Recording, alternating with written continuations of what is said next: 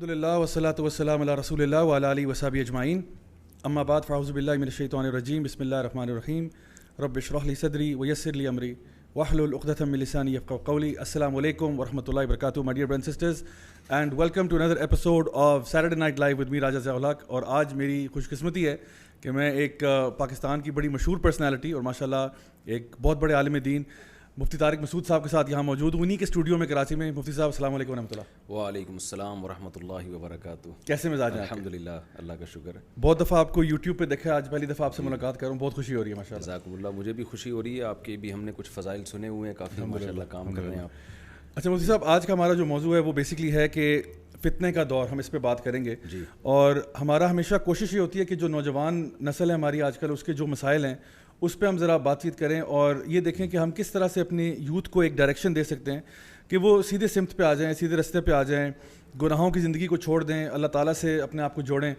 اور اس راہ میں یہ جو اللہ کی طرف جانے کا راستہ ہے اس میں جو ان کے سامنے رکاوٹیں درپیش ہیں, جو فتن اس وقت ہیں اور جس کو ہم فتنے کا دور کہہ سکتے ہیں, ان کے بارے میں آج آپ سے بات کریں گے. تو سب سے پہلے میں سورۃ الکہف کی روشنی میں اگر دیکھا جائے, کیونکہ میں سمجھتا ہوں کہ بہت ہی زبردست سورہ ہے اس اعتبار سے کہ اللہ تعالیٰ جہاں پہ نوجوانوں کا ذکر کرتے ہیں جو کہ غار میں چلے گئے اور ان کا آپس میں متحد ہونا, توحید کے اوپر آنا اور پھر اکٹھا ہو جانا, یعنی کہ اللہ تعالیٰ کی توحید میں اکٹھے ہونا اور اپنے کلچر کو, اپنے پریکٹسز کو جو ان کے ارد گرد ہو رہی ہیں ان کو علل اعلانیہ کہہ دینا کہ ہم اس کو نہیں مانتے, یہ جو کچھ ہو رہا ہے یہ غلط ہو رہا ہے. سب سے پہلے میں آپ سے یہ پوچھنا چاہوں گا کہ آج کی جو نوجوان نسل ہے وہ اپنی صحبت کو ٹھیک کرنے کے لیے, اچھی صحبت اختیار کرنے کے لیے کیا کیا سٹیپس ایسے ہیں جو وہ لے سکتے ہیں, چاہے وہ اسکول میں ہوں, کالج میں ہوں, یونیورسٹی میں ہوں یا دیگر جس طرح لوگ محلے میں ہوتے ہیں, وہ کیا سٹیپس لے سکتے ہیں کہ وہ آپس میں ایک اچھی صحبت اختیار کریں؟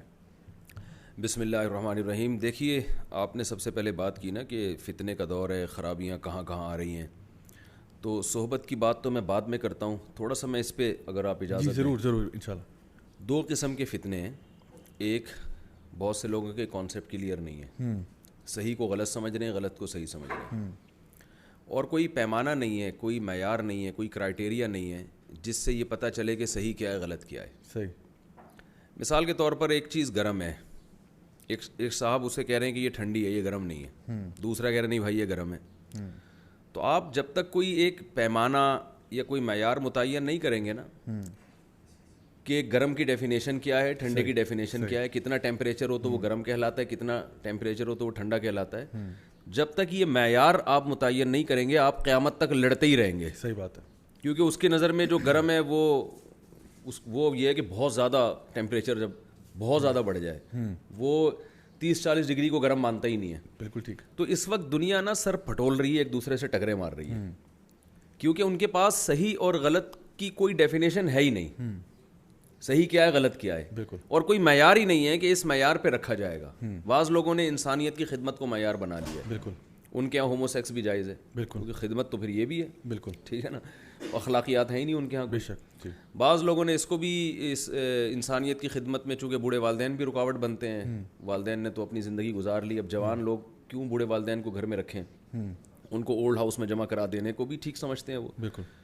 تو کبھی بھی ہماری جو ینگ جنریشن ہے نا, جو خاص طور پہ یونیورسٹیوں میں, کیونکہ آپ کا زیادہ تر رابطہ پڑھے لکھے لوگوں سے ہوتا ہے الحمدللہ, تو بیسک چیز یہ ہے کہ آپ کے پاس کون سا ایک معیار ہے, کون سا ایک پیمانہ ہے, آلہ ہے, جس سے آپ کو یہ پتہ چلے گا کہ صحیح کی ڈیفینیشن کیا ہے, غلط کی ڈیفینیشن کیا ہے. اس کے بغیر آپ کے کانسیپٹ کلیئر ہو ہی نہیں سکتے. آپ ساری زندگی ٹکرے ہی مارتے رہیں گے, اس بحث میں ہی لگے رہیں گے. عمل کا درجہ تو اس کے بعد ہے.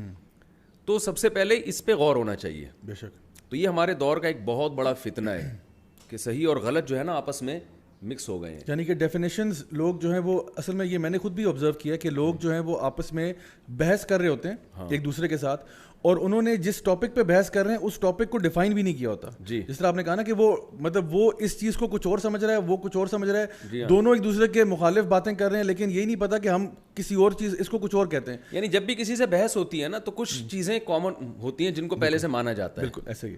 تو صحیح اور غلط کو ڈیفائن کرنے میں بھی کوئی نہ کوئی معیار پہلے متعین کرنا پڑے گا. تو جو مذہب ہے وہ تو 2 لفظوں میں بتا دیتا ہے. مذہب کے علاوہ کسی کے پاس کوئی معیار ہی نہیں ہے. یعنی عقل تو کسی کو کچھ کہہ رہی ہے, کسی کا معیار کچھ اور ہوتا ہے. تو ایک فتنہ تو ہمارے دور میں یہ ہے کہ ہماری ینگ جنریشن کو صحیح اور غلط کی ڈیفینیشن معلوم نہیں ہے, اور اس ڈیفینیشن کو وضع کرنے کے لیے کوئی اصول اور ضابطے بھی ان کے دماغ میں نہیں ہیں. تو یہ ساری زندگی بیچارے ٹکریں مارتے رہیں گے دیوار سے, جس کو قرآن کہتا ہے کہ وادیوں میں حیران سرگردان گھومتے رہیں گے, یہ اور اندھیروں میں گھومتے رہیں گے. تو آپ مذہب کو نہیں مانتے, لیکن آپ پہلے یعنی جو لوگ نہیں مانتے ان کی بات کر رہا ہوں, کہ پہلے اس کو طے کریں کہ صحیح کا فیصلہ کون کرے گا اور غلط کا فیصلہ کون کرے گا. یونائٹڈ نیشن سے کروانا ہے فیصلہ, امریکہ سے کروانا ہے, یورپ سے کروانا ہے, پروفیسر حضرات سے کروانا ہے, کس سے کروانا ہے. تو یہ جب تک آپ کو اس سوال کا جواب نہیں ملتا نا, آپ آگے جا نہیں سکتے. بالکل. پھر یہ اگلا مرحلہ ہے کہ صحیح کو جب آپ صحیح مان لیتے ہیں تو پھر اس پر عمل, تو بہت سی چیزیں اس میں عمل میں رکاوٹ بنتی ہیں. جیسے بہت سے لوگ بہت سی چیزوں کو غلط مانتے ہیں لیکن پھر بھی کر رہے ہیں. ڈرگس, نشہ ہے, سب مانتے ہیں غلط چیز ہے, لیکن ہماری یونیورسٹیوں میں بہت تیزی سے نشہ پھیل رہا ہے. تو اگر آپ یہ مان لیتے ہیں کہ صحیح کیا ہے غلط کیا ہے, یہ آپ کو پتہ چل جاتا ہے, تو پھر اس پہ موٹیویشن کے لیے آپ کو صحبت کی ضرورت ہوتی ہے. مثال کے طور پر نشہ ایک ایسی چیز ہے جس کو ساری دنیا غلط مانتی ہے کہ یہ ڈرگس یہ غلط چیز ہے, پوری دنیا میں پابندی ہے, لیکن لوگ کر رہے ہیں. سگریٹ کے ہر ڈبے پر لکھا ہوتا ہے خبردار سگریٹ پینا صحت کے لیے مضر ہے. بالکل جی. لیکن سب پی رہے ہیں. تو یہ ایک دوسرا فتنہ ہے کہ غلط کا علم ہونے کے باوجود آپ کر رہے ہیں. تو جب یعنی اس میں آپ کو جو موٹیویشن چاہیے نا, تو اس میں آپ کو صحبت تبدیل کرنے کی ضرورت ہے. صحبت کا کیا مطلب, جس گناہ میں آپ مبتلا ہیں اگر انہی جیسے لوگوں کے ساتھ آپ بیٹھیں گے تو آپ اس گناہ میں آگے بڑھتے چلے جائیں گے, اس کو غلط کہہ کے بھی آپ کر رہے ہوں گے. سگریٹ ایسی چیز ہے کہ میں سگریٹ کی ایک مثال دے رہا ہوں, یہ ہر چیز پہ فٹ کی جا سکتی ہے یہ مثال. سگریٹ ایک ایسی چیز ہے کہ اگر آپ صبح شام سگریٹ پینے والوں کے پاس بیٹھو گے تو آپ سگریٹ پیو گے, اور اگر آپ ان لوگوں کے پاس بیٹھو گے جو نہیں پیتے سگریٹ تو آپ کو شرم آئے گی پیتے ہوئے, آپ اجازت مانگو کہ یار مجھے تھوڑا سا کام ہے. تو یہ صحبت کیا کرتی ہے کہ جس گناہ میں جس برائی میں آپ مبتلا ہیں, جس برائی میں آپ پڑ چکے ہیں, اگر آپ چاہتے ہیں کہ میں اس برائی سے نکلوں تو سب سے پہلے آپ کو اپنی صحبت اور اٹھنا بیٹھنا چینج کرنا پڑے گا, اور ان لوگوں کے ساتھ آپ کو بیٹھنا پڑے گا جو اس برائی میں مبتلا نہیں ہے. بالکل. اور عملاً اس برائی کو چھوڑے ہوئے ہیں. دیکھیں پہلی دفعہ تو کسی نے سگریٹ پی ہوگی نا, لیکن اسی کو جیسے کورونا فرسٹ ٹائم تو ایک آدمی کو ہوا تھا نا, اس سے گلے مل کے اور اس سے جھپیاں لے کے پوری دنیا میں کو کورونا میں ڈال دیا ہے. ٹھیک ہے نا. ایسا تو نہیں ہے کہ ہر آدمی کو وہی جرثومہ, یعنی چائنا میں جس پہلے آدمی کو لگا تھا تو ہر آدمی کو پہلی دفعہ تھوڑی لگ رہا ہے, وہ تو وہیں سے ٹرانسفر ہو رہا ہے. تو فرسٹ ٹائم کسی نے سگریٹ پی, کسی نے شراب پیا, اس کے ساتھ بیٹھے لوگ, ملنا جلنا نہیں چھوڑا, تو ہوتے ہوتے یہ برائی پوری دنیا میں پھیل گئی.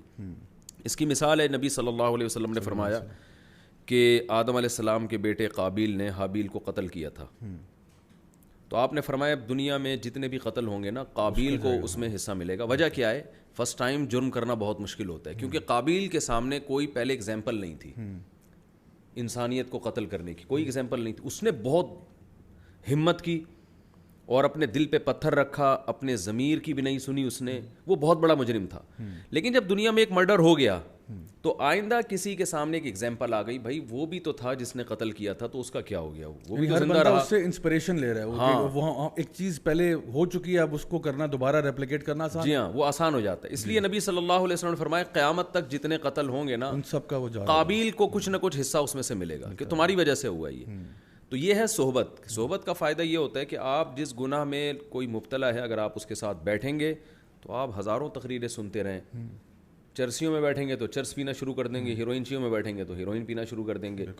تو اس کا طریقہ یہ ہے کہ ان لوگوں میں بیٹھیں جو نیک لوگ ہیں, جو اس برائی سے اوائڈ کرتے ہیں, تو آپ پھر ویسے ہی ہونا شروع ہو جائیں. بالکل. اچھا مفتی صاحب, یہ جو آپ نے بڑی خوبصورت بات کی کہ سب سے پہلے ہم چیزوں کو ڈیفائن کرتے ہیں نا, اور آپ نے اس طرح بڑا اچھا یہ بات بیان کی کہ صحیح اور غلط کا فرق جو ہے وہ لوگوں کو معلوم نہیں ہے. جی. اچھا, میں چونکہ یہ سبجیکٹ پڑھاتا بھی ہوں اسلامک یونیورسٹی میں, جہاں پہ ہم اسلام کو مختلف مذاہب اور مختلف فکروں کے ساتھ اس کا کمپیریزن کرتے ہیں, اس میں یہ ایک چیز آتی ہے کہ جب اسلام میں تو ہمیں پتہ ہے کہ صحیح اور غلط کا تعین جو ہے وہ رب کائنات کرتا ہے. اللہ تعالیٰ نے جو بات بتا دی نبی کریم صلی اللہ علیہ وسلم کے ذریعے, جو بات ہم تک پہنچی, ہم کہتے ہیں وہ سر آنکھوں پہ انشاءاللہ سمعنا واطعنا کر کے ہم بات قبول کرتے ہیں.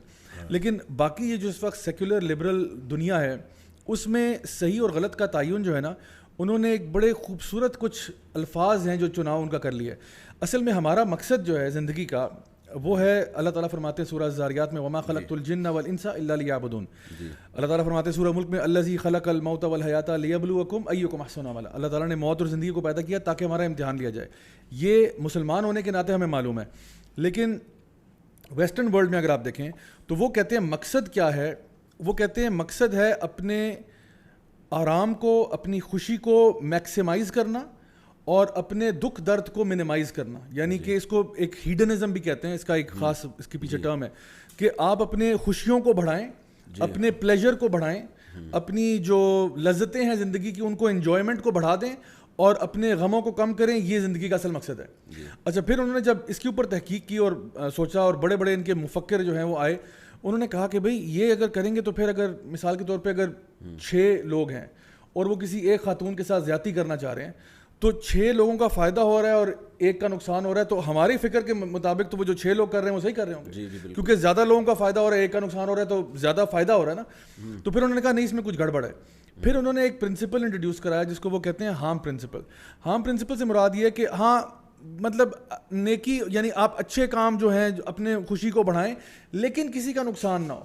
یعنی آپ یعنی صحیح اور غلط کا تعین کیا ہے کہ آپ اپنے شغل کو, اپنی انجوائمنٹ کو, اپنے چسکے کو زندگی میں اس کو بڑھائیں, بس کسی کا نقصان نہیں ہونا چاہیے. لیکن اس میں اب مسئلہ یہ پیدا ہوا کہ جس طرح آپ نے ہومو سیکشوالٹی کی بات کی تو کہتے ہیں کہ اگر 2 مرد آپس میں نکاح کر لیتے ہیں تو مولانا صاحب آپ کو کیا تکلیف ہو رہی ہے, اس میں کس کا نقصان ہو رہا ہے, اس میں ہم پرنسپل کہاں گیا. نعوذ باللہ ثم نعوذ باللہ. وہ تو یہ کہتے ہیں کہ جس کو ہم انسیسٹ کہتے ہیں, یعنی اگر باپ اپنے بیٹے کے ساتھ رشتہ کرنا چاہتا ہے یا باپ بیٹی کے ساتھ کرنا چاہتا ہے یا ماں بیٹے کے ساتھ کرنا چاہتی ہے, اللہ معاف کرے, تو اس میں بھی کہتے ہیں نقصان کیا ہے. جب دونوں آپس میں راضی ہیں تو قاضی صاحب آپ کا کیا بیچ میں کام ہو گیا.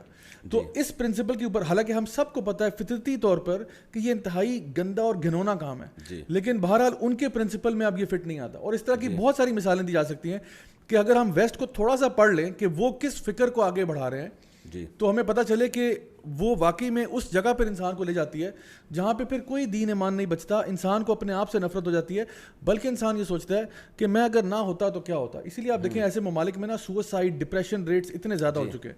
تو الحمدللہ یہ جو آپ نے بات کی, میں اسی کو آگے بڑھاتے ہوئے یہ کہنا چاہ رہا تھا آپ سے کہ الحمدللہ یہ جو آپ نے کہا نا کہ ایک ہوتا ہے انسان کسی گناہ کو یا برائی کو برائی جانتا ہے اور پھر ہے کہ اپنے آپ کو اس سے بچاتا ہے. یہ 2 بالکل مختلف چیزیں ہیں. یعنی مجھے پتا ہے کہ جس طرح آپ نے کہا کہ سگریٹ نوشی بری ہے لیکن پھر بھی پی رہا ہوں, اس کا مطلب ہے کہ میں نے ابھی صحیح طرح سے یہ بات ہضم نہیں کی. تو یہ بالکل مختلف چیزیں. اچھا, صحبت کے اعتبار سے بھی آپ نے بڑا خوبصورت کہا کہ یعنی انسان انہی لوگوں کے ساتھ پھر اٹھتا بیٹھتا ہے جہاں پہ اس کو لگتا ہے. اور ہمارے ماں باپ, مجھے یاد ہے بچپن میں وہ کہاوت بھی سنی تھی, خربوزے کو دیکھ کے خربوزہ رنگ پکڑتا ہے. اور ہمارے ماں باپ تو یہ کہتے تھے کہ بیٹا لائک بچوں کے ساتھ آگے نا کلاس میں سب سے آگے بیٹھنا. اور باتیں ہم پیچھے بیٹھتے تھے تو پھر فائدہ نہیں ہوا. لیکن بہرحال کہنے کا مقصد یہ تھا. تو اگر ہم دنیاوی اعتبار سے یہ چیز سمجھتے ہیں کہ اگر میں نے دنیا میں آگے بڑھنا ہے تو کبھی میں نکموں نالائقوں کے ساتھ صحبت اختیار نہیں کروں گا, تو پھر دین کے اعتبار سے بھی اگر ہم اس کو امپورٹنس دیتے ہیں تو پھر یہی صحبت اختیار کرنی چاہیے. جی بالکل ایسے ہی ہے. یہ تو ایک ایسی چیز ہے نا جو آپ مجھ سے زیادہ جانتے ہوں گے, میڈیکل سائنس نے بھی اس کو پروو کیا ہے کہ انسان ماحول سے متاثر ہوتا ہے, اور قرآن و سنت سے تو یہ بہت زیادہ واضح ہے. یہ بالکل نبی صلی اللہ علیہ وسلم نے فرمایا کہ اچھا ہم نشین جو ہے اس کی مثال ہے عطار کی ہے. جیسے عطر فروش خوشبو کی دکان ہو, آپ بیٹھیں گے وہ دے دے گا, ہو سکتا ہے نہیں دے تو خوشبو تو آتی رہے گی. اور برے صحبت کی مثال ایسے جیسے بھٹی, وہاں بیٹھیں گے بدبو آئے گی, نہیں تو ہو سکتا ہے چنگاری کوئی لگ جائے, کپڑے بھی جل جائیں آپ کے. تو ہمارے ہاں اتنا یہ جو ایک براڈ مائنڈڈ بنا جا رہا ہے نا کہ بے لگام گھوڑا میں اس کو کہتا ہوں. یعنی اس زمانے کا ایک بہت بڑا فتنہ یہ ہے کہ ہر الٹے کام پہ لیبل بہت اچھا لگایا جا رہا ہے. جی, برانڈنگ اچھی ہوتی ہے, برانڈنگ بہت ٹائٹ ہو رہی ہے. بالکل. یعنی ہمارے ایک دوست ہیں, وہ آئرلینڈ سے آئے, مجھے کہنے لگے کہ یار یہ وہاں ڈپریشن کے مریض بہت ہیں. میں خود آسٹریلیا گیا ہوں تو وہاں ڈاکٹروں نے مجھے خود بتایا کہ میں حیران ہو رہا تھا, یار آسٹریلیا میں ڈپریشن کی تو کوئی چیز, ہمیں تو ڈپریشن اس پہ ہو رہی تھی, یہاں کوئی ٹینشن ہی نہیں ہے کہ ہم تو ٹینشن ہو کے آتی ہیں نا, تو کوئی ٹینشن ہی نہیں ہے وہاں پہ, سب کچھ صحیح ہو رہا ہے, چھینک بھی نہیں آئی نہ کھانسی آئی مجھے اتنے دن جتنے دن میں وہاں رہا. تو ان کو کس بات کی ٹینشن ہے؟ تو ہر چیز پہ لیبل بہت اچھا لگایا جا رہا ہے. وہ مجھے کہنے لگے کہ یہی ہیروئن اور چرس جو ہے نا, اگر یہ لوگ حلال کریں گے نا تو اس پہ اینٹی ڈپریشن اس کی پنی پہ لکھ دیں گے اور ٹیبلٹ بنا کے پبلک کو کھلانا شروع کر دیں گے. ہیروئن کو آپ اگر اینٹی ڈپریشن کا نام دیں تو بہترین نام ہے, کیونکہ اس سے ڈپریشن جتنی ختم ہوتی ہے نا, اتنی یہ ہیروئنچی سے پوچھے تو وہ آپ کو بتائے گا, کہے گا یار تم کیا ڈپریشن پہ بیانات سنتے ہو, نفسیاتی ڈاکٹروں کے پاس جا کے ٹائم ویسٹ کرو, ایک چھٹا لگاؤ ہمارے ساتھ, پتہ چلے گا یہ اس میں کیا ہے. لیکن ظاہر ہے اس کے سائڈ افیکٹ کتنے ہیں, اس کے نقصان کتنے ہیں, وہ ڈپریشن بڑھا رہی ہے اصل میں, کم نہیں کر رہی. تو آج دنیا میں ہر غلط چیز کو اچھی پیکنگ میں بیچا جا رہا ہے. تو یہ عورتوں کی آزادی کے نام پہ ان کا استحصال ہو رہا ہے, ان کا بیڑا غرق ہو رہا ہے. تو اسی طرح یہ جو براڈ مائنڈڈ بن رہے ہیں کہ ہم آزاد ہیں, تو ماں باپ کہتے ہیں بچے کو ایکچولی بیٹھنے دیا جائے, وہ ادھر بیٹھتا ہے ادھر بیٹھتا ہے, اس نے اپنی زندگی خود متعین کرنی ہے, وہ خود آگے جائے گا, اچھوں میں بیٹھے برے میں بیٹھے, ہمیں اس سے لڑکیوں میں بیٹھ رہا ہے لڑکوں میں بیٹھ رہا ہے, وہ کیا کر رہا ہے, اس سے ان کو کوئی غرض نہیں ہے. یعنی یہ کہا جاتا ہے یہ مسجد ہے, یہ شراب خانہ ہے, تمہاری مرضی جہاں جاؤ. تو میں ایسے والدین سے کہتا ہوں کہ پھر اس کو چرسیوں میں بھی آپ بیٹھنے دیں نا, بالکل آپ ہیروئنچیوں میں بھی بیٹھنے دیں اس کو آپ, کہ وہ وہاں بھی بیٹھے. وہ کہتے ہیں نہیں وہ غلط ہو جائے گا. تو جب یہاں غلط ہو سکتا ہے تو وہاں غلط کیوں نہیں ہو سکتا وہ. تو صحبت جو ہے اس کا اتنا زبردست اثر ہوتا ہے. مذہب میں تو اس کی اتنی اہمیت ہے کہ ایک عالم بڑی پیاری بات فرما رہے تھے. انہوں نے ایک سوال پوچھا اپنے جو شاگردوں سے کہ بتاؤ کوئی تابعی صحابی کے برابر ہو سکتا ہے؟ کا نہیں ہو سکتا. کوئی تبع تابعی تابعین کے برابر ہو سکتا ہے؟ نہیں ہو سکتا. وجہ کیا ہے؟ صحابی نے پیغمبر کی صحبت اٹھائی ہے, انہوں نے جو اسلام کو سمجھا ہے وہ کوئی اور نہیں سمجھ سکتا. تو اگر آپ اسلام کی بیس پہ کسی کو فضیلت دیتے ہیں تو اس میں سب سے پہلا نمبر صحابہ کا ہے, کیونکہ وہ محمد صلی اللہ علیہ وسلم کے ساتھ رہے ہیں. وہ جس طرح سمجھ سکتے تھے بعد والے نہیں سمجھ سکتے. تو یہ بہت اہم چیز ہے کہ آپ کا اٹھنا بیٹھنا کن لوگوں کے ساتھ ہے. جیسے باہر سردی ہوگی تو آپ کو لگے گی, آپ متاثر ہوں گے, آپ لوہے کے بنے ہوئے نہیں ہیں. گرمی ہوگی تو آپ گرمی کا اثر آپ کی باڈی پہ ہوگا. تو اسی طرح باہر کا ماحول اگر اچھا ہے تو اس کا اثر آپ پہ ہوگا. باہر کا انوائرمنٹ اگر برا ہے تو اس کا اثر بھی آپ کے اوپر لازمی ہوگا. چاہے آپ کتنے ہی اچھے ہوں اور کتنے ہی آپ کہتے ہو میں بہت مضبوط آدمی ہوں, میں کسی سے متاثر نہیں ہوتا, یہ غلط بات ہے. انسان متاثر ہوتا ہے. اچھے لوگوں کے ساتھ رہے گا تو اچھائی آئے گی اس کے اندر, بروں کے ساتھ رہے گا تو برائی آئے گی. اچھا, اس میں مجھے امام الغزالی رحمہ اللہ کا ایک قول یاد آ رہا ہے. انہوں نے کہا کہ برا دوست جو ہوتا ہے وہ سانپ سے بھی بدتر ہوتا ہے. انہوں نے کہا اس لیے کیونکہ اگر آپ کو سانپ ڈس لے تو زیادہ سے زیادہ موت کے منہ میں اتار دے گا, لیکن برا دوست اگر تمہیں ڈس لے تو تمہیں جہنم کے منہ میں اتار دے گا. کہتے ہیں بلکہ میں تو اس سے ایک ہاتھ آگے جا کے یہ کہتا ہوں کہ برا دوست شیطان سے بھی بدتر ہوتا ہے, کیونکہ شیطان صرف آپ کو ایک مشورہ دیتا ہے, آپ کو صرف ایک وسوسہ دیتا ہے, آپ کو صرف ایک برائی کی طرف آمادہ کرتا ہے. لیکن برا دوست جو ہے وہ آپ کو پوری سلوشن دیتا ہے. وہ آپ کو گھر سے پک کرے گا, کریم کرا کے آپ کو جو ہے نا وہ جگہ پہ گناہ کی جگہ پہ لے کے بھی جائے گا, آپ کے ساتھ بیٹھ کے گناہ بھی کرے گا, گناہ کرنے پہ آپ کو شاباش بھی دے گا, واپس آپ کو ڈراپ سروس بھی دے گا. اس کے بعد کہے گا کہ بھائی ابا جان سے یہ بہانہ کرنا, اماں سے یہ بہانہ کرنا, پورا سلوک یعنی ہاتھ پکڑ کے جہنم چھوڑ کے آئے گا. تو کہتے ہیں کہ جتنے چرسی ہیروئنچی ہیں نا ان کو دوستوں نے ہی تو ہیروئن اور چرس پہ لگایا ہے. جتنے زانی ہیں ان کو دوستوں نے لگایا ہے, جتنے شرابی ہیں ان کو دوستوں نہیں لگایا. فطرتاً انسان جو ہے نا وہ اس کو نہیں پسند آ رہا ہوتا, لیکن کوئی کہتا ہے کر لے کوئی مسئلہ نہیں, کوئی کچھ نہیں ہوتا تو ایک دفعہ ٹرائی کر پھر دیکھ. تو وہ جو آپ صحیح کہہ رہے ہیں کہ جو پیئر پریشر کریٹ ہوتا ہے آپ کے ساتھ دوستوں یاروں کا, واقعی میں یہ ہر بندے کے بس کی بات نہیں ہے. کہ وہ تھوڑا سا چٹکلا بھی سنا دوں, جتنے 2-3 شادیوں والے ہیں نا وہ یہاں سے گھوم پھر کے گئے ہوئے ہیں. اچھا, صحبت کا اثر ہے نا. آپ دیکھیں کہ کسی نے بھی دوسری تیسری کی ہوئی ہے صحیح, تو سمجھ جائیں اس کا ہماری مسجد سے کوئی نہ کوئی تعلق ہے زیادہ تر. اچھا, تو یہ خیر ایک چٹکلا ہے یہ بتانے کے لیے کہ صحبت کا اثر ہوتا ہے. اور اب آپ ہماری بھابھی اب پتہ نہیں کتنی پریشان ہوں گی, تو میں ان کو بھائی کوئی ترغیب نہیں دے رہا. صحیح, تو ہماری بھابھی کو بتا دیے گا کہ مفتی صاحب سے ہماری بالکل ایک الگ قسم کی ڈسکشن ہوئی. یہ تو ویسے ہی درمیان میں بات آ گئی. الحمدللہ. اچھا مفتی صاحب, یہ تو ہم نے بات کی کہ جہاں پہ ہم نے کہا کہ اصحاب کہف کا جہاں اللہ تعالیٰ ان کے بارے میں ذکر کرتے ہیں کہ فتنوں کے دور کے اندر, کیونکہ یہ ایسی سورہ ہے سورۃ الکہف جو ہے جس کا بتایا گیا کہ یہ دجال کے فتنے سے بچنے کے لیے ایک بہت مؤثر سورہ ہے. اس کے اندر جتنے بھی اسٹوریز ہم اس میں پڑھتے ہیں وہ ساری کی ساری کوئی نہ کوئی ایسا ہمیں لیسن دے رہی ہوتی ہیں کہ جو ہمارے لیے آج بھی بہت ریلیونٹ ہے. ہم سمجھتے ہیں کہ آج بھی ہمارے لیے اتنا ہی اہم ہے جتنا پہلے تھا. تو اس اعتبار سے تو سب سے پہلے تو ہم کہتے ہیں کہ جس طرح جو بھی نوجوان ہے, ہمارا پہلا آج کی بات یہ تھی کہ ان کو چاہیے کہ وہ اچھی صحبت اختیار کریں اس فتنے سے بچنے کے لیے جو بھی ان کے ارد گرد ہے. جب اچھی صحبت میں آئیں گے, جیسے اللہ تعالیٰ فرماتے ہیں قرآن مجید میں کہ یا ایھا الذین آمنوا اتقوا اللہ وکونوا مع الصادقین, کہ اے ایمان والو اللہ کا تقوی اختیار کرو اور صادقین کے بس ساتھ آ جاؤ. کونوا مع الصادقین, یہ نہیں کہا ان کی اتباع کرو, پیروی کرو, ان کے نقش قدم پہ چلو, بس ان کے ساتھ ہو جاؤ, باقی خود بخود آپ کے اندر بھی تقوی آ جائے گا. جو تقوی کی آگ ان کے دل میں بھڑک رہی ہے وہ آپ میں بھی آ جائے گی انشاءاللہ. اچھا, اس کے بعد میں چاہتا ہوں کہ ہم یہ بات کریں کہ علم کا فتنہ, جس طرح ہم نے سورۃ الکہف کے اندر ہم نے ایک بات دیکھی کہ جہاں پہ موسیٰ علیہ السلام اور خضر علیہ السلام کا واقعہ اس میں جو ہے نا مینشنڈ ہے, جہاں پہ موسیٰ علیہ السلام علم سیکھنے کے لیے خضر علیہ السلام کے پاس جاتے ہیں, اور پھر وہ پوری کہانی ہے. اچھا, علم کا فتنہ یہ ہے کہ انسان علم کہاں سے لیتا ہے, کن لوگوں سے لیتا ہے, کن کی صحبت اختیار کرتا ہے, اور وہ جو علم ہے کہیں علم کے اندر وہ اپنے آپ کو بہت پھنے خانہ سمجھنا شروع کرتے ہیں. یعنی کہ وہ جب علم تھوڑا بہت اس کے پاس آتا ہے, کہیں وہ یہ نہ سمجھے کہ میرے اوپر کوئی نہیں ہے علم والا, میں سب سے اوپر ہوں علم کے اندر. تو یہ جو فتنہ ہے علم کے اعتبار سے, جہاں پہ انسان اپنے آپ کو کہتا ہے کہ بھئی میں کسی, یعنی دو چیزیں مطلب دلوں کے امراض کی اگر ہم بات کریں تو یا تو شبہات ہیں یا شہوات ہیں. تو شہوت جو ہے نا اس کے بارے میں علماء کہتے ہیں کہ جی شہوت سے انسان پھر باہر آ سکتا ہے, کیونکہ انسان کو پتہ ہے میں غلط کام کر رہا ہوں, کوئی فحش کام ہے, کوئی گندا کام ہے, تو دل اس کا ملامت کرتا رہتا ہے کہ یار تم یہ غلط کر رہے ہو, تو وہ کہیں نہ کہیں ہو سکتا ہے توبہ کر لے. لیکن جو شبہات میں پڑ گیا نا وہ پھر ہو سکتا ہے کبھی واپس نہ آئے, کیونکہ وہ اب اپنے وہ جو شبہ ہے اس کا وہ یقین میں بدلنا شروع ہو جاتا ہے, اور پھر وہ بالکل ڈی ٹریک ہوتا ہے. جی اس کے بارے میں تھوڑی دو چیزیں میں عرض کروں گا آپ کے سامنے.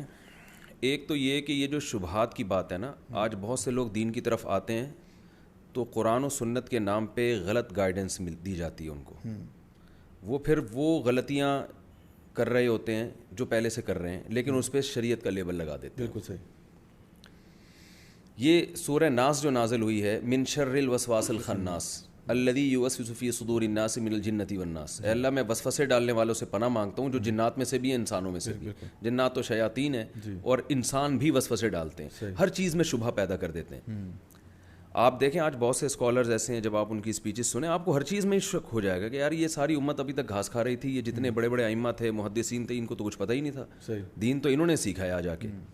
ہر چیز میں جو 1400 سال سے امت میں ایک اتفاقی چیزیں چلی آ رہی ہیں, حدیثوں کے ریفرنس, کچھ ترجمے, کچھ وہ چند ایک چیزیں ملا کے وہ ایسے پیش کرتے ہیں لوگوں کے سامنے کہ لوگ سمجھتے ہیں اصل اب 15ویں صدی میں اصل اسلام اب آیا ہے. 1400 سال سے تو یہ غلط چیز کو لوگ فالو کر رہے تھے.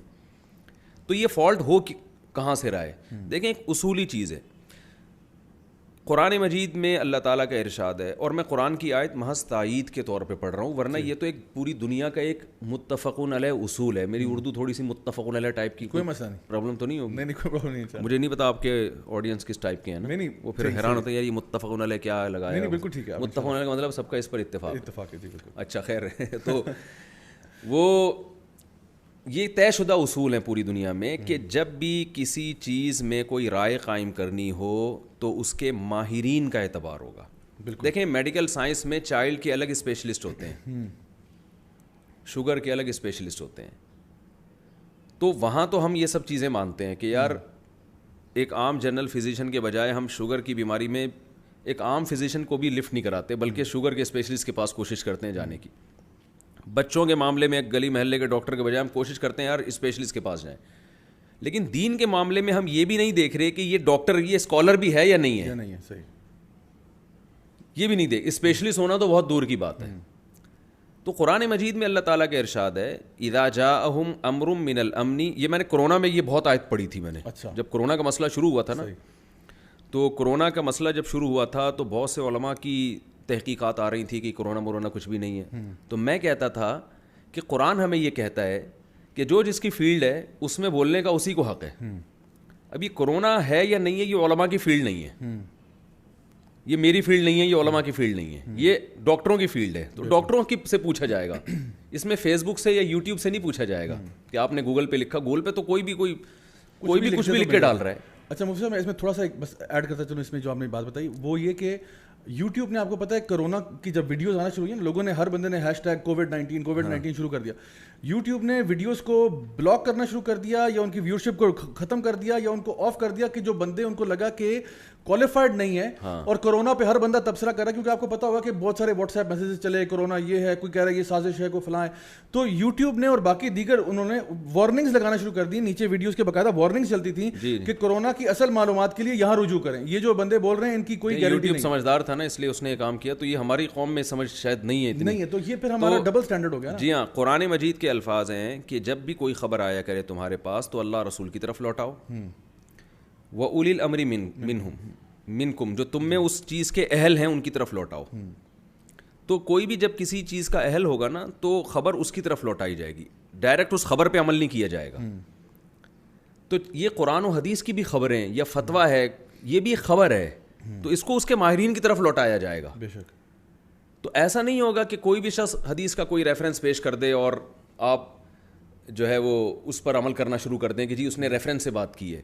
ایسے تو میڈیکل سائنس کے بھی ریفرنس ہر ایک کے پاس ہوتے ہیں. میں کسی کو بول دوں کہ بھائی یہ آپ دوا کھائیں اور یہ ریفرنس ہے اس کا, تو ڈاکٹر نہیں مانے گا اس کو. ڈاکٹر کہے گا بھائی یہ کتابیں ہمارا کام ہے پڑھنا, اس کو سمجھنا ہمارا کام ہے. تو دنیا میں اصول یہ ہے کہ جو بھی مسئلہ ہوگا وہ اس کے ماہرین سے پوچھا جائے گا. تو علم بھی باقاعدہ ایک پراپر طریقے سے حاصل کیا جاتا ہے. ایک سلیبس ہے جو صدیوں سے چلا آ رہا ہے. یہ کوئی اسلام آج تو نہیں آیا نا دنیا میں, تو صدیوں سے ہے.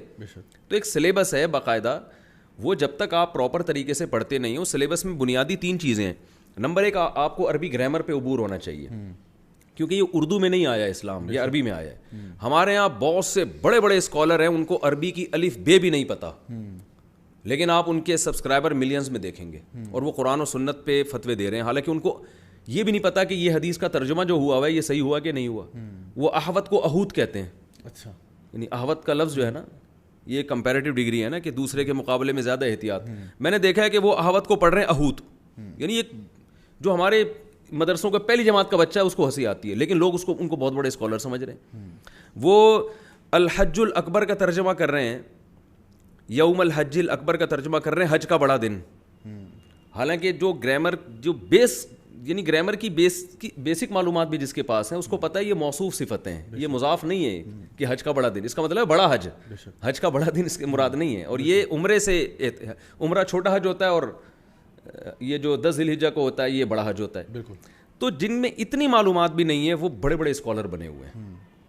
تو ہر چیز کا ایک اصول ہوتا ہے کہ آپ اس کے ماہرین کی طرف لوٹائیں, وہ آپ کو بتائیں گے. تو میں عرض کر رہا تھا سب سے پہلے عربی گرامر ہے جو اسلامک یونیورسٹیوں میں یا دینی مدارس میں پڑھائی جاتی ہے.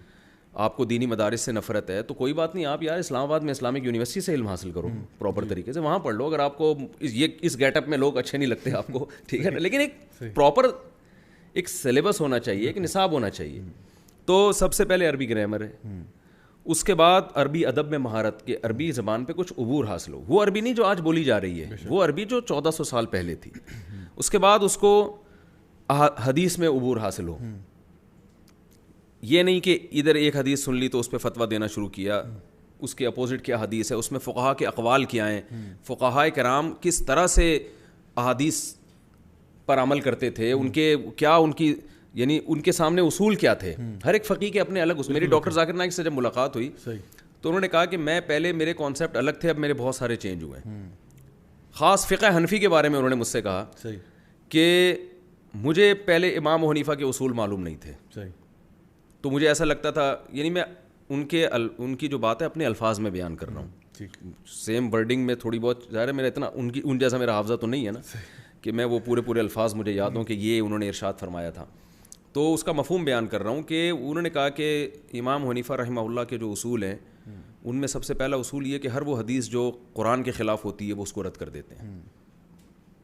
تو اس سے ایک عام آدمی کو بدگمانی ہوگی کہ یہ اس حدیث کو فالو نہیں کر رہے, حالانکہ وہ اس میں قرآن کو فالو کر رہے ہوتے ہیں. تو ہر مجتہد کا اپنا, امام شافعی کے اپنے اصول ہیں. تو دوسرے نمبر پہ حدیث ہے, تیسرے نمبر پہ اصول فقہ ہے. اصول فقہ میں یہی ہوتا ہے کہ قرآن و سنت سے مسائل نکالنے کے طریقے کیا ہیں, کون سے بیسک اصول ہیں جن اصولوں کو سامنے رکھ کر آپ قرآن اور حدیث سے مسئلہ نکال سکتے ہیں. قیاس کی کیا شرطیں ہیں, ایک چیز حدیث میں ملتی ہے تو آپ نے دوسری چیز کو اس پر قیاس کرنا ہے, تو کن شرطوں کے ساتھ آپ قیاس کر سکتے ہیں. تو یہ بھی ایک حدیث کی ایک شرط ہے. تیسری شرط جو فقہا بیان کرتے ہیں کہ صحابہ کرام میں کوئی واقعہ ہوا ہو مگر کسی نے بھی اس حدیث سے دلیل نہ پکڑی ہو, تو یہ خود اس حدیث کے اس کی علامت ہے کہ اس حدیث کو صحابہ کرام نے مسترد کیا ہے, یعنی اس میں کوئی فالٹ ہے اس روایت میں, جس کی وجہ سے صحیح ہونے کے باوجود اس پر عمل نہیں کیا جائے گا. ورنہ یہ مشہور حدیث تھی, تو صحابہ کرام میں جب یہ واقعہ ہوا تو وہ مسئلہ ہی حل ہو جاتا, لیکن کوئی بھی اس پر عمل نہیں کر رہا, یا تو یہ منسوخ ہے. یعنی یہ تو میں خلاصہ پیش کر رہا ہوں, کوئی نالج نہیں ہے ہمارے پاس. اجماع کی کیا حیثیت ہے, اجماع کی ڈیفینیشن کیا ہے, سب یعنی بڑے بڑے پھینکو بیٹھے ہوئے ہیں, اور جو اپنی طرف سے جو اجماع کی تعریف کرنا چاہے, یعنی آپ کو جب کوئی مسئلہ اچھا لگتا ہے تو آپ اس پہ اجماع بنا کے اس کو پیش کر دیتے ہیں, جب آپ کو کوئی مسئلہ اچھا نہیں لگ رہا تو آپ کہتے ہیں کہ اس کے خلاف پر اجماع ہے. اصل میں صاحب آپ نے بڑا اچھا یہ بات کی, کیونکہ اصل میں جو ایک فقی ہوتا ہے جو اصول فقہ کو پڑھ بھی رہا ہوتا ہے, سمجھ بھی رہا ہوتا ہے, اس کے بیس کے اوپر فتویٰ بھی دے رہا ہوتا ہے, وہ بیسکلی اصل میں وہ کیا کر رہا ہوتا ہے, وہ قرآن و حدیث کو پڑھتا ہے, سمجھتا ہے, اور اس میں سے پھر اللہ کی رضا نکال رہا ہوتا ہے. اصل میں اس کا مقصد یہ ہوتا ہے کہ مطلب وہ عربی زبان بھی سیکھ رہا ہے, وہ سمجھ رہا ہے, وہ دیکھ رہا ہے, وہ اسباب النزول دیکھ رہا ہے جو آیات نازل ہوئی, وہ کانٹیکس دیکھ رہا ہے, وہ مطلب جو ایک فقی ہوتا ہے اس کا بہت براڈ نالج ہوتا ہے, اور وہ یہ دیکھتا ہے کہ بھائی اصل میں جو قرآن و حدیث ہے اس میں سے اللہ کی رضا نکالنی ہے کسی بھی معاملے کے اوپر. اب اس کے لیے اب وہ ایک مجتہد ہے, وہ ایک چیز پہ اجتہاد کر رہا ہے, اور اس کے بارے میں وہ نبی کریم صلی اللہ علیہ وسلم کی حدیث آتی ہے کہ اگر وہ غلطی بھی کر لے تو اس کو پھر بھی ایک اجر. اچھا لوگ, سوری میں بات کاٹ رہا ہوں, لوگ یہ کہتے ہیں کہ غلطی تو امام شافعی سے بھی ہو سکتی ہے, ہم کہتے ہیں ہو سکتی ہے, لیکن وہ غلطی کے اہل تھے. جی بالکل, ہاں یہ بات, یہ بہت اہم چیز ہے کہ ایک آدمی غلطی کا اہل ہوتا ہے, جی اس سے غلطی ہوگی قابل معافی ہے. جیسے ڈاکٹر سے علاج کے دوران غلطی ہو جائے قابل معافی ہے, لیکن ایک عام آدمی بیٹھ کر اگر کلینک کھول کے علاج کرنا شروع کر دے تو تکے سے اگر 4-6 آدمی صحیح ہو بھی جائے نا تو اس کو ثواب نہیں ملے گا, یہ اس کا اہل نہیں ہے. آج کل وہ ٹی وی پہ پروگرام چلتے ہیں نا سرے عام اور اس قسم کے پروگرام, وہ چھاپے مار دیتے ہیں لوگوں کو, کوئی جو ہے نا کمپاؤنڈر ہے وہ سرجریاں کر رہا ہے تو پکڑ لیتے ہیں کہ بھئی آپ تو اہل ہی نہیں ہیں, آپ کہاں سے سرجریاں کر رہے ہیں. تو اگر یہ ایک بندہ بھی مارے گا تو اس کے اوپر تو کیس ہو جائے گا کہ تم نے جی بندہ مار دیا, کیونکہ اس کو وہ یعنی نیگلیجنس میں ڈالتے ہیں کہ جی لاپرواہی میں ڈالتے ہیں کہ اس نے کیسے بندہ مار دیا. لیکن ڈاکٹر جو ہیں وہ آئے دن ان سے بندے مرتے بھی نہیں, تو مسئلہ اس لیے نہیں ہے کیونکہ وہ ڈاکٹر کو جتنا اللہ نے علم دیا اس نے اس حساب سے کیا, باقی اللہ کی مرضی. بالکل تو یہ اجتہاد میں بھی ایسا ہی ہے کہ جو مجتہد ہے پراپر, جس نے علم حاصل کیا ہے, وہ اگر بیان کرنے میں ان سے غلطی بھی ہو جائے تو حدیث میں آتا ہے معاف ہے. عام آدمی کے بارے میں نہیں ہے یہ کہ اس سے غلطی ہوگی تو معاف ہوگی. تو میں ایک چھوٹی سی اور بات کر دوں, اصول فقہ میں بھی پڑھایا جاتا ہے کہ ایک حدیث ہے جس سے ہمیں ایک خاص مسئلہ پتہ چل رہا ہے, لیکن اس حدیث کو بیان کرنے والے صحابی کا فتویٰ اس کے خلاف ہے, تو بھی بہت سے فقہا کا اصول ہے پھر اس حدیث پر عمل نہیں کیا جائے گا. اس لیے کہ اگر ہم یہ کہتے ہیں کہ ہم قول رسول کو لیں گے, قول صحابی کو نہیں لیں گے, تو سوال پیدا ہوتا ہے پھر یہ تو صحابی نے خود نبی کی مخالفت کر کے ان کی عدالت تو پھر مجروح ہو گئی نا, یعنی اس کا مطلب پھر انہوں نے کیوں مخالفت کی حدیث کی. یا تو پھر ہم یہ کہیں گے کہ آگے صحابی کے نیچے جو بیان کرنے والے ہیں ان سے کوئی حدیث بیان کرنے میں غلطی ہوئی ہے, یا یہ ہوا ہے کہ یہ حدیث تھی مگر منسوخ ہو چکی ہے, ورنہ یہ صحابی اس کے خلاف فتویٰ کیوں دے رہے ہیں. تو یہ بحثیں اصول فقہ میں پڑھائی جاتی ہیں. ان تمام بحثوں کو نظر انداز کر کے آج ایک ٹرینڈ چل پڑا ہے کہ اذا صح الحدیث فہو مذہبی, بس جو بھی حدیث ملے گی وہ ہمارا مذہب ہے, ہم صحیح حدیث کو مانتے ہیں, اس کے علاوہ نہیں مانتے. تو اس کا مطلب یہ جو صدیوں سے اصول فقہ اور مدارس اور یہ سب کچھ یونیورسٹیاں چلی آ رہی ہیں جہاں اسلام پڑھایا جا رہا ہے, لوگ مجتہدین کو فالو کرتے آ رہے ہیں, علم حدیث میں محدثین کو فالو کر رہے ہیں. علم حدیث میں حدیث کو صحیح یا ضعیف کہنے میں محدثین کی رائے کا اعتبار ہے. میں آج اگر اپنی تحقیق کرنا چاہوں کہ بخاری کی یہ والی حدیث صحیح نہیں ہے تو اس تحقیق کو لوگ اٹھا کے دیوار پہ مار دیں گے, چاہے میں اس کے راوی پہ کتنے اعتراضات کروں. بھائی آپ ہوتے کون ہیں, اور یہ تو بڑے بڑے علوم تھے جو اب ختم ہو چکے ہیں, اور جو اس پہ تحقیق ہو چکی ہے اب اسی میں سے آپ نے کسی ایک کو فالو کرنا ہے. تو میں لوگوں سے ایک اپیل کرتا ہوں کہ آپ دین کی طرف جب آئیں تو آپ نے ان علماء سے علم حاصل کرنا ہے جو پراپر کسی ادارے سے پڑھے ہوئے ہوں, بالکل باقاعدہ اصول فقہ پڑھے ہوئے ہوں, تفسیر پڑھے ہوئے ہوں, تفسیر اردو میں نہیں, جو عربی تفسیر, جو قرآن جس میں نہ ان کو گرامر سے تفسیر آتی ہو. ایسا نہ ہو کہ وہ جو ہے نا ادھر تفسیر پڑھ لی, اس کتاب سے پڑھ لی, اس کی وہ تو پھر عامی آدمی کو تو تفسیروں تو درجنوں قسم کی ہیں, صحیح بھی ہیں غلط بھی ہیں. تو پراپر وے میں جب علم, لوگ اس میں ایک سوال پوچھتے ہیں کہ بہت سے علماء غلط بھی تو گائیڈ کر رہے ہیں نا, تو اس کا میں جواب یہ دیتا ہوں کہ بہت سے ڈاکٹر بھی تو غلط علاج کر رہے ہیں نا, تو آپ کو صحیح اور غلط ڈاکٹر کا فرق معلوم ہونا چاہیے. تو اسی طرح صحیح اور غلط علماء کا فرق آپ کو معلوم ہونا چاہیے. میں آپ کو یہ بتاؤں مفتی صاحب, میرے اپنے کچھ اساتذہ میں ایسے بھی ہیں جو ماشاءاللہ بہت زیادہ نالجبل, بہت زیادہ انہوں نے اپنی پوری زندگیاں لگا دیں علم سیکھنے میں, سکھانے میں, پڑھنے پڑھانے میں, اور ان کے پاس کوئی سوال لے کے آیا تو انہوں نے, حالانکہ مجھے معلوم تھا کہ شاید وہ مجھ سے پوچھتا, شاید میں جواب دے دیتا, مطلب جذبات میں آتے ہوئے, لیکن ان شیخ کے پاس ایک شخص نے سوال پوچھا تو انہوں نے کہا کہ یہ مسئلہ جو ہے نا آپ فلاں شیخ سے پوچھیں, وہ اس کے ماہر ہیں. سوری میں بات کاٹ رہا ہوں آپ کی, امام مالک کتنے بڑے عالم تھے, مالک تبع تابعین میں سے ہیں, اور حدیث میں آتا ہے کہ عنقریب مدینہ میں ایک ایسا شخص پیدا ہوگا کہ جس کی طرف اونٹوں کے کجاوے کسے جائیں گے, پوری دنیا سے لوگ علم حاصل کرنے آئیں گے. تو جمہور محدثین کی رائے ہے کہ اس سے مراد امام مالک ہیں. لیکن امام مالک سے ایک محفل میں سوال پوچھے گئے, 30-35 سوالات تھے. ہاں, کہتے ہیں کہ 30 یا 36 سوالوں کے جواب میں انہوں نے کہا لا ادری, مجھے اس کا جواب معلوم نہیں. اور آج آپ دیکھ لیں جن کے پاس علم نہیں ہے وہ یوٹیوب پہ بیٹھے ہوئے ہیں, فیس بک پہ بیٹھے ہوئے ہیں, ہر بات کا جواب دے رہے ہیں, وہ ہر بات کا جواب دے رہے ہیں, حالانکہ وہ پراپر کہیں سے پڑھے ہوئے نہیں ہیں, تو یہ عجیب حساب کتاب ہے کہ جو نہیں پڑھا ہوا اس کے پاس ہر سوال کا جواب ہے, جو پڑھے لکھے ہیں وہ کہتے ہیں بھائی اس کا جواب میرے پاس مفتی صاحب. اس میں نا بڑی پریشان کن بات, اور جو مجھے بہت ڈراتی ہے, واللہ العظیم مجھے بہت ڈراتی ہے ایک چیز, وہ یہ ہے نبی کریم صلی اللہ علیہ وسلم کی ایک بڑی ہی خطرناک حدیث ہے. آپ نے فرمایا کہ علم جو ہے نا وہ ایک دم سے نہیں اٹھ جائے گا. علم کیسے اٹھے گا کہ علماء کی اموات ہو جائیں گی, اور پھر آپ نے فرمایا کہ ہر جاہل جو ہے وہ یہ حدیث, اچھا وہ آپ نے بتایا, میں ابھی بتانے والا تھا, آپ نے جو سوال کیا نا کہ کس کو لوگ فالو کریں, بالکل یہ حدیث جو آپ ابھی بتا رہے ہیں اس کے الفاظ پورے یہ ہیں, ان اللہ لا يقبض العلم انتزاعا من صدور العلماء ولكن يقبض العلماء, کہ اللہ تعالیٰ علم کو دنیا سے ایسے ختم نہیں کریں گے کہ علماء کے سینوں سے علم ہٹا لیں, نہ ایسے نہیں ہوگا, لیکن اللہ علماء ہی کو ختم کریں گے. فاذا لم يبق عالم, جب علماء ختم ہو جائیں گے تو اتخذوا جہالا رؤوسا, لوگ جاہلوں کو اپنا پیشوا بنائیں گے. پیشوا تو پھر بھی بنائیں گے. یہ جو کہتے ہیں نا ہم کتابوں کو مانتے ہیں, لوگوں کو یا بزرگوں کو یا ہم شخصیات کو نہیں مانتے, ایسا نہیں ہے. حدیث میں آتا ہے انسان کو فالو کرتا ہے, بالکل ایسا ہی. وہ کتاب بھی تو کسی انسان نے لکھی ہوتی ہے. تو حدیث میں آتا ہے کہ لوگ کیا کریں گے کہ علماء کے بجائے جاہلوں کو اپنا رئیس بنائیں گے, کہ ہم نے اب ان کو فالو کرنا ہے. وہ جاہل بے شک قرآن و سنت کا لیبل لگا کے یا کتابوں کی باتیں کر کے لا رہے ہوں, لیکن ہوں گے وہ جاہل. آگے نبی صلی اللہ علیہ وسلم نے فرمایا فافتوا بغیر علم, ان کے پاس حقیقی علم نہیں ہوگا اور اسی بیس پہ وہ فتویٰ دیں گے. فضلوا واضلوا, خود بھی گمراہ ہوں گے, لوگوں کو بھی گمراہ کریں گے. تو صحابہ کرام میں بھی چند مخصوص مفتیان کرام تھے جن سے لوگ مسئلہ پوچھتے تھے, ہر ایک سے مسئلہ نہیں پوچھا جاتا تھا. تابعین میں چند مخصوص تابعین تھے. مدینہ میں 7 مشہور فقہا تھے جن کو فقہائے سبعہ کے نام سے آج بھی یاد کیا جاتا ہے.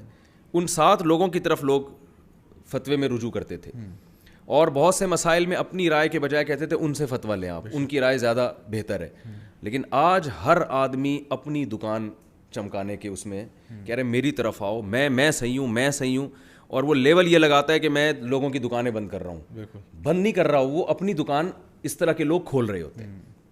تو کوئی بھی ایسا فرقہ, کوئی بھی ایسا طبقہ جو آپ کو پوری امت سے ہٹا رہا ہو, اس پہ کبھی بھی آپ یقین نہ کریں اور کبھی بھی آپ اس کو فالو نہ کریں, کیونکہ نبی صلی اللہ علیہ وسلم نے فرمایا من شذ عن جماعت المسلمین شذ فی النار. یہ بہت خطرناک حدیث ہے کہ جو مسلمانوں کی جماعت سے الگ ہوگا, جو مسلمانوں کی جماعت سے, یعنی جو جس پر پوری امت چلتی آ رہی ہے ٹریک پر, جو اس سے الگ کسی بھی ٹریک سے الگ کسی بھی طرح سے الگ ہوگا, تو اللہ قیامت کے دن اس کو بھی مسلمانوں سے الگ کر کے جہنم میں ڈالیں گے. اور کمال کی بات یہ کہ اسی حدیث کی بیس پر ایک فرقہ مسلمانوں سے الگ ہوا اور اس نے اپنا نام جماعت المسلمین رکھ لیا. یعنی یہ کیسے قرآن و سنت کی دھجیاں اڑائی جائیں. یہ جو جماعت المسلمین ایک فرقہ ہے ہمارے, وہ اپنے علاوہ سب کو جہنمی سمجھتے ہیں. انہوں نے کیا کیا, انہوں نے کہا حدیث میں تو آتا ہے کہ جو جماعت المسلمین سے الگ ہوا تو وہ جہنم میں ڈالا جائے گا, تو ہم جماعت المسلمین ہیں, ہم سے جو الگ ہوگا جہنم میں جائے گا. حالانکہ آپ ساری دنیا کے مسلمانوں سے الگ ہوئے. جماعت المسلمین کا مطلب حدیث میں یہ نہیں ہے کہ ایک جماعت ہوگی جس کا نام جماعت المسلمین, عامت المسلمین سے جو الگ ہوا, تو یہ عام مسلمانوں سے الگ ہوئے اور اپنا نام رکھا جماعت المسلمین. اور پھر حدیث میں کہا کہ حدیثیں اس پہ فٹ کی کہ جو جماعت المسلمین سے الگ ہوگا جہنم میں جائے گا, لہذا آپ سب ہم سے الگ ہیں تو آپ جہنم میں.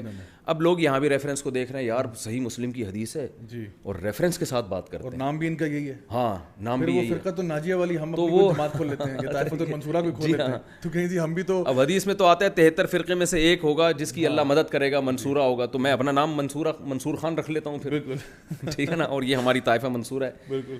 تو لفاظی ہے, خوشنما نعرے ہیں اندر سے. ہمارے ایک استاذ فرمایا کرتے تھے معلومات ہیں علم نہیں ہے. معلومات ہیں علم نہیں ہے. تو یہ ہے حساب کتاب. اچھا مفتی صاحب, انشاءاللہ آج کی اس پوری ڈسکشن کو سمیٹتے ہوئے میں آخر میں بس آپ سے یہ پوچھنا چاہ رہا تھا کہ ہماری جو نوجوان نسل ہے, الحمدللہ ہم نے ان کو یہ آج بات کی کہ صحبت کو اختیار کرنا, علم جو ہے وہ صحیح ذرائع سے لینا, علماء کی صحبت اختیار کرنا, اور الحمدللہ ہمارے لیے دین کا ذریعہ بھی یہی ہے انشاءاللہ. اور یعنی عقلی طور پہ بھی یہی بات سمجھ میں آتی ہے, جب ہم لوگ ڈاکٹروں کے پاس اسی وجہ سے جاتے ہیں تو پھر ہم علماء کے پاس کیوں نہیں جاتے. تو تحقیق ضرور کریں, لیکن بہرحال آپ علماء کے ساتھ جڑیں جو اس چیز کے اہل ہیں کہ وہ آپ سے یہ بات جو ہے نا بیان کر سکے.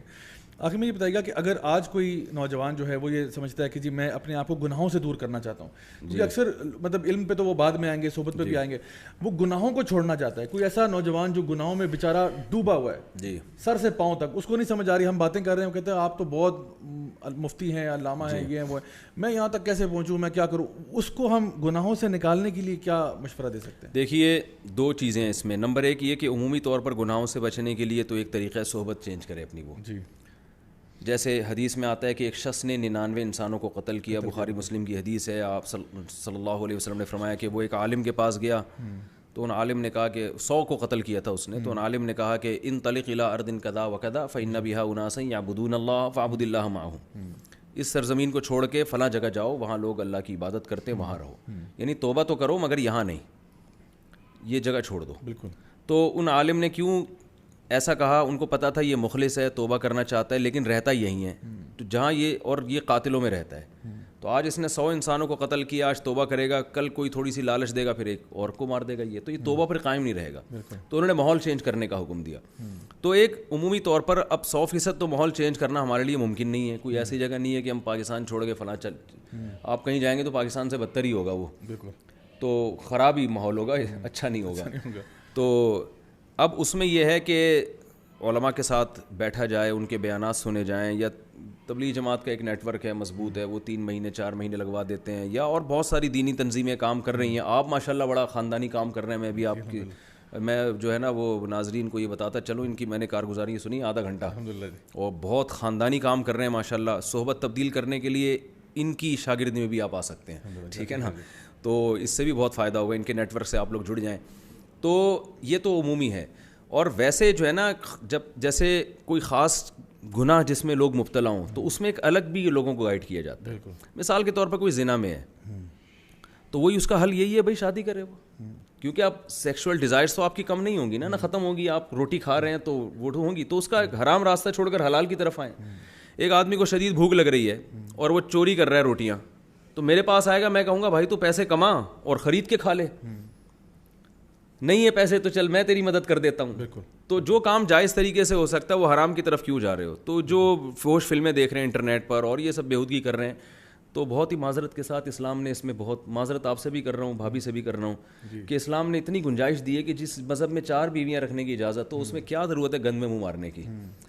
نکاح کرنا پیغمبروں کی سنت ہے. موسیٰ علیہ السلام کی 4 بیویاں تھیں, سلیمان علیہ السلام کی پتہ نہیں کتنی تھیں, اور ایسا ہمارے نبی نے 9 بیویاں رکھی ہیں. تو پیغمبروں کی تو سنت ہے یہ تو گورے نے ہمیں یہ پٹیاں پڑھا دی ہیں.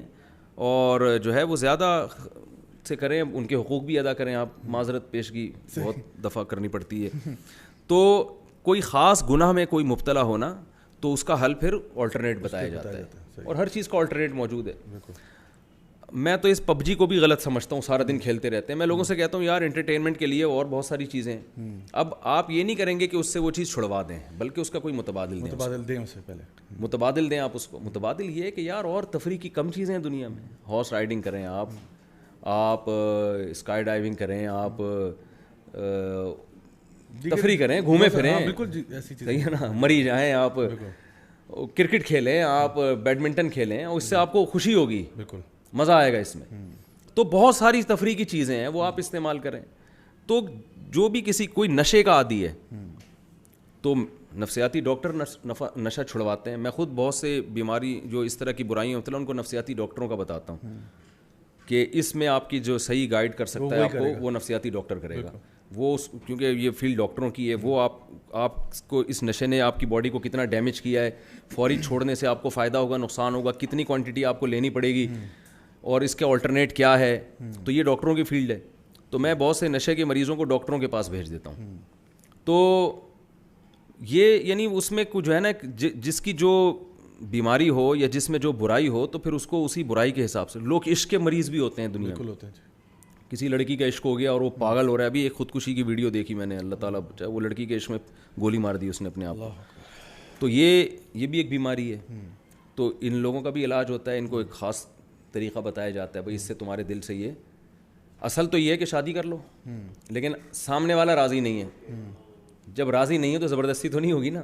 تو پھر اس میں یہ کہ بھائی ختم کرو, اپنے دل کو ہٹاؤ یہاں سے. اللہ تعالیٰ ہٹ نہیں رہا تو آؤ, ہم آپ کو طریقے بتاتے ہیں, انشاءاللہ ہٹیں گے, آپ کا دماغ وہاں سے ہٹ جائے گا. لیکن کوئی بندہ چاہے نا, وہ چاہتا ہی نہیں ہے نا.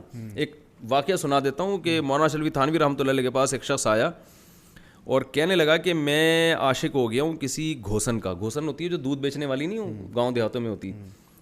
تو انہوں نے کہا کہ اچھا ٹھیک ہے میں تیرا علاج کرتا ہوں. تو علاج میں پہلی بار تو علاج کے لیے آیا, انہوں نے کہا ہاں.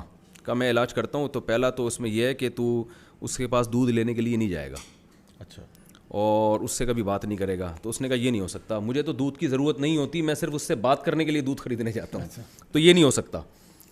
تو ان کے پاس ایک ڈنڈا تھا, انہوں نے اٹھا کے اس کو لگایا, اچھا, یا تھپڑ مارا زور سے, اور کہا کہ تو آیا علاج کرنے کے لیے, اور جب تجھے کوئی بات بتائی جاتی ہے تو تو کہہ رہا ہے میں نہیں کروں گا یہ, تو اس کا مطلب تیرا مقصد علاج ہے ہی نہیں. بالکل. تو اتنی زور سے تھپڑ لگایا نا, پہلے لوگ علماء کے تھپڑ چانٹے کھا لیا کرتے تھے.